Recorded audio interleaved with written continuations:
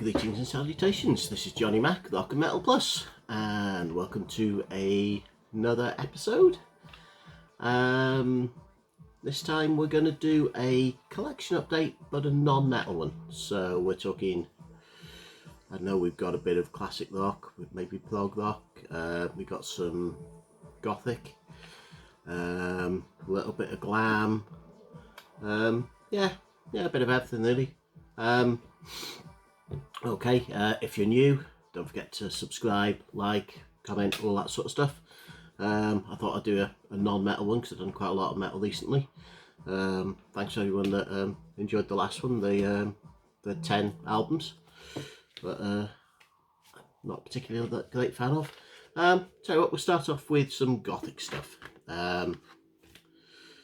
Now, earlier on this year for that Good Store Day, they brought out a Sisters of Mercy vinyl BBC Sessions 1982 to 84. I think it was in coloured vinyl and various other bits and bobs. I wasn't lucky enough to snag one. Couldn't get out to the shops, and by the time I wanted to get one, they were like suddenly on eBay for extortionate prices. I kept checking out, and luckily they released. Well, for the first time they brought it out on CD as well, so I managed to get it. I pre-ordered it off Amazon. I said BBC Sessions, we're talking a couple of John Peel sessions and Kid Jensen sessions, 82, 83, 84. The final one, the 84 sessions, the only one that's got Wayne Hussey on it, because Hussey hadn't joined till then, so the other two ones, to be honest, I've got, where are we? They're basically all the earlier stuff, so we're talking this one, yeah. Some Girls Wander by Mistake, which is a collection of all the early EPs, which they brought out before First, Last and Always, I think, yeah. So yeah, this is 80 to 83, so this is all the stuff before the album, and then 84, I'm guessing, is the sort of time when Hussey joined and they brought out the album. So we've got most of the stuff I already had, obviously, on that CD, because I got the other stuff as well. But it's quite cool. The first session, the John Peel one, it's got 1969 Alice Floor Show, which obviously on the other stuff, but it's got a song called Good Things on, which I didn't have on anything, which is quite sweet. I said because they're BBC, the quality's awesome. Second one from 83, the Kid Jensen one, you got Heartland, Valentine Burn, and it also includes Jolene, which is Dolly Parton song, I think. It's a country western anyway, I'm pretty sure it's Dolly. I think that's been available in a few bits and bobs, but I didn't have it on physical release. So it's cool to have this. And on the John Peel session, the 84 one, which obviously came in at the same sort of time as the album, as the First, Last and Always, you've got Walk Away, No Time to Cry, Poison Door, which I'm pretty sure is not on the album, so that, whether that was on a B-side of a single or something. And it's also got Emma on it, which is, I'm pretty sure it's a Hot Chocolate cover, could be wrong, but that's on the Wake live DVD. Well, it's actually not been released on DVD. I've been trying to get hold of it, but you can't. I got it on, well, somewhere. If I've still got them, I did have it, the VHS of the videotape of the Wake, which is Royal Albert Hall, Sisters of Mercy's got Hussey on it, so it'll be 84, I'm guessing, which is a really cool concert. It's proper, just loads of dry ice and sort of stuff you'd love to. As I said, I didn't go see Sisters till Vision Thing Tour, so there you go. Anyway, so that's Sisters of Mercy, which is cool. Move on to other Gothic type stuff. We'll go with The Cure. I picked up on vinyl The Top, which is quite sweet. It's not nothing spectacular, but I don't know if you can see, I'm trying not to do it, but it's got a big gash down it there and there. Someone's obviously sliced it with a craft knife, so I managed to pick it up cheap, which is cool. I think the main single on this was Caterpillar, but it's when did this come out? Yeah, no idea. No, not sure when it came out, but anyway, it's that sort of style. It's where they were out there getting around the Fly There in Love type sort of sound, jangly pop sound, which is obviously the Cure that everyone knows and loves. But I also picked up, which I didn't have in physical, was this classic bit of stuff. Yep, this is Pornography, which is absolutely stunning. It's nothing special version, it's just whatever I could pick up off Amazon, but I didn't have it. So now this is, well, it's probably one of the best Cure albums, if I'm honest. You know, it's got 100 Years on it, Hanging Gardens on it, Siamese Twins. It's got Pornography on it as well. Strange Day. That's absolutely brilliant. So the other tracks are all good as well. Yeah, just this is very depressing, indie gothic pop, I suppose, almost. It's just brilliant. If you liked the Cure track on the Crow soundtrack, it's a lot like that. Very good. Fully recommended. Next, right, talking of that sort of stuff, ish. I picked up Electric by The Cult, which I did actually have the original version, but it got trashed in the great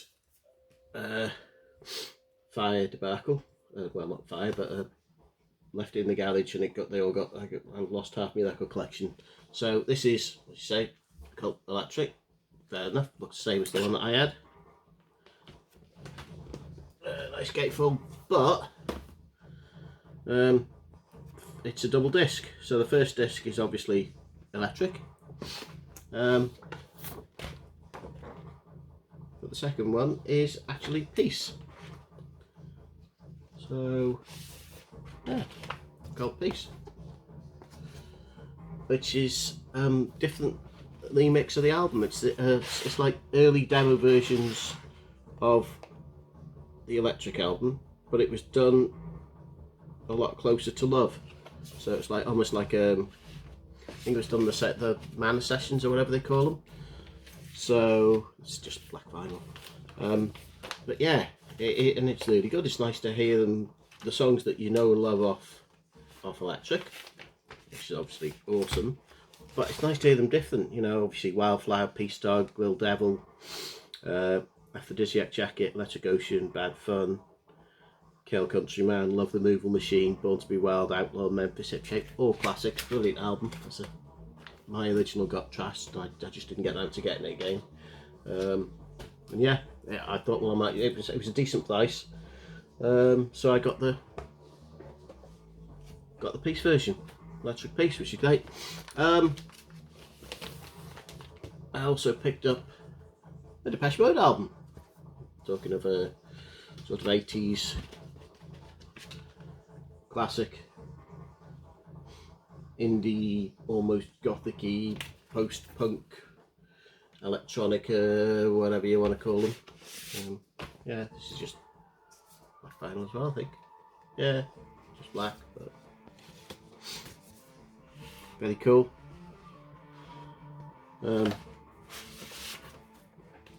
I didn't own any Depeche Mode in my collection. I remember back in the 80s I had Construction Time, a game when that came out, and that was okay, but quickly sold it, probably to get heavier stuff in my collection, as you did back in the day. But yeah, I just fancied getting some Depeche Mode in, so I got that in. It's an excellent album. It's classic, very good. Right, let's talking of classic stuff. Let's get into some classic rock. This is a White album. It's a White album by Diamond Head. Obviously called the White Album. Some people call it Lightning for the Nations. For many years, I thought the first thing that, first album I thought by Diamond Head was Living on Borrowed Time, because that's the first one I bought, and obviously there was no internet and that sort of thing, so I didn't know they brought out something before that, and a lot of the tracks off this appeared on Living on Borrowed Time. So you've got Lighting for the Nations, Prince, Sucking My Love, Am I Evil, Sweet and Innocent, It's Electric and Helpless. And then it's also got some bonus tracks on, which I think were on like singles and EPs. You've got Shoot the Lights, Streets of Gold, Waited Too Long, Play It Loud, Diamond Lights, We Won't Be Back, is that? Yeah. And I Don't Get. I can't bloody read it, I tell you what. No, that's better, it's in black here. Yeah, I Don't Got. Well, that's good England, isn't it? So yeah, it's a cool little, it's got some bits and bobs and lyrics and shit and some pictures from back in the day. I don't know, it's a cracking little thing. It's really good.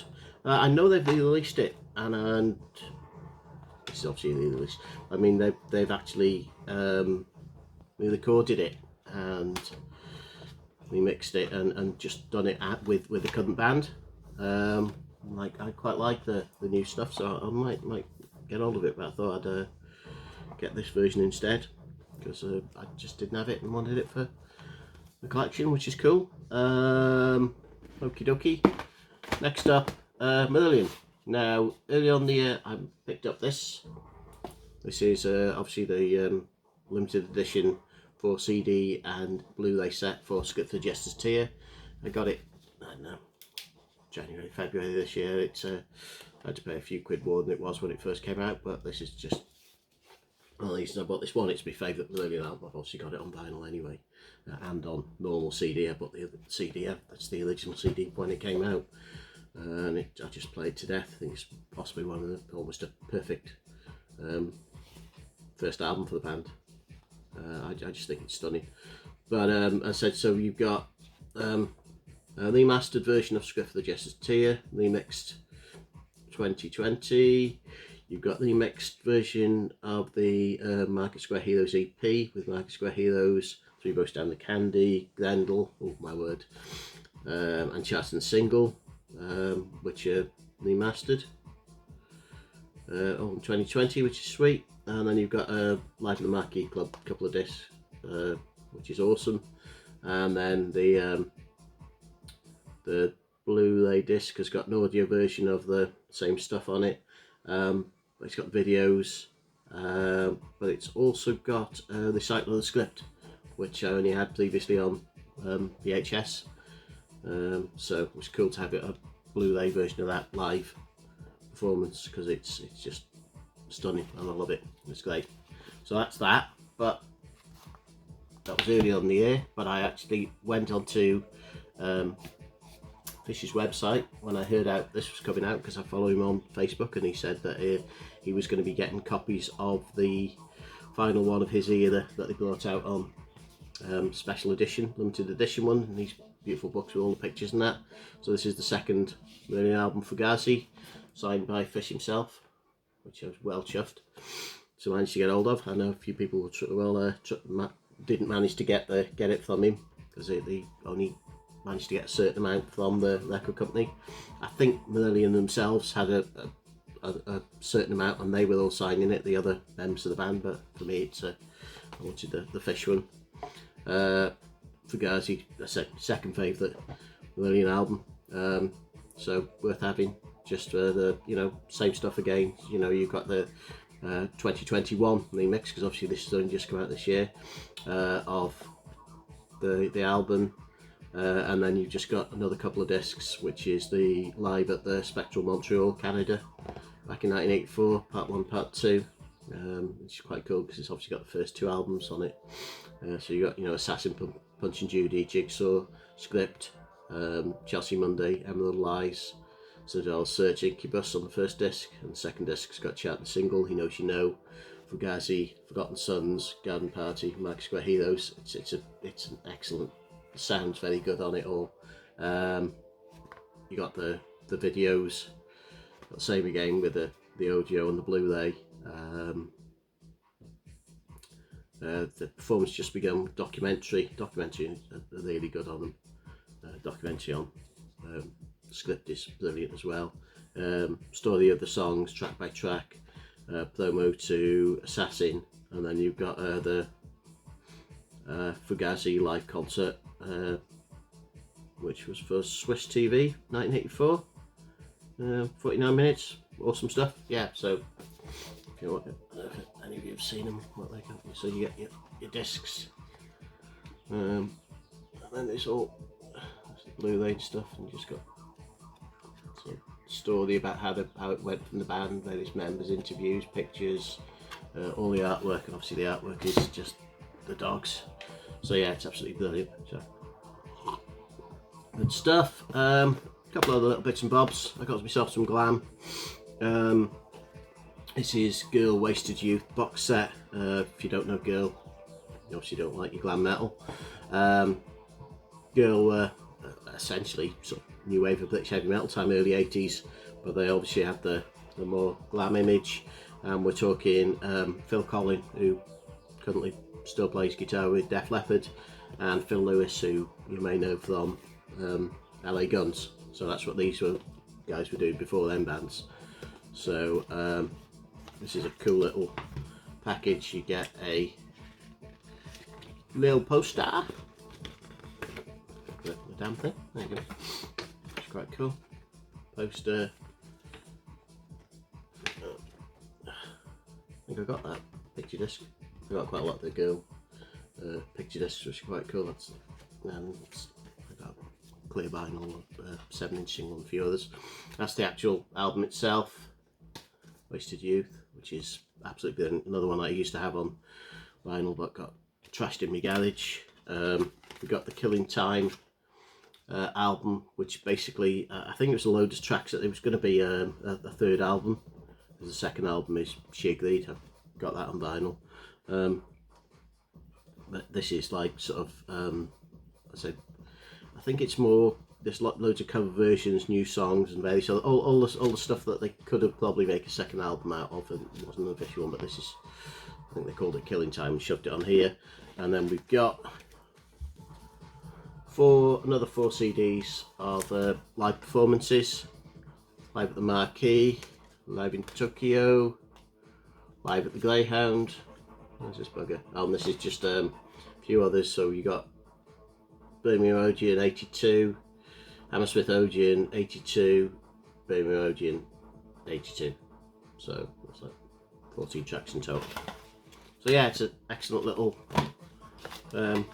box set package. I think it was only about 15 quid, which I was almost about. I was trying to get Wasted Youth.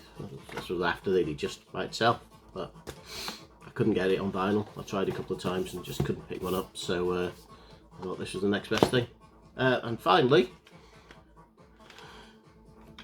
Shotgun Messiah, Violent New Bleed. Now, if you've actually watched any of my videos previously, not privately.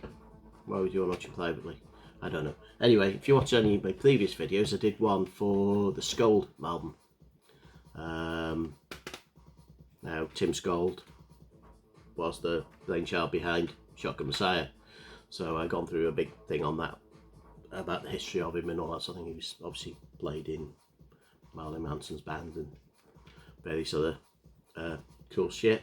But I was saying at the time I loved Shotgun Messiah, but I didn't have Violent New Bleed. Now this is the one where they cross over from the sleazy glam sound of the first 2 albums, and this is almost more of an industrial sound, which is where he obviously moved on from this to do lots of his collaborations with various other bands and the Scold stuff himself, which is awesome. But this is really good. At the time I said I couldn't get hold of a copy for the decent price, and I couldn't. But I was lucky. I was on Discogs looking for something else, and I just happened to type it in out of interest, and yeah, managed to get hold of it. So chuffed to get hold of this. I just remember hearing, is it I'm a Gun? Yeah, I'm a Gun, on some compilation or something like that, and I just thought it was absolutely brilliant. It's on No Runner. Yeah, good stuff. So there we go, that's me done. Little quick update. I've probably got stuff that I haven't mentioned that I'd forgotten about, but anyway, just a quickie just to keep us going. I've got a few more that I've got planned to do. I might even do I don't know, top 5 or top 10 horror movies because Halloween's coming up or something like that. Anyway, alright, you take care and I'll see you soon. Laters.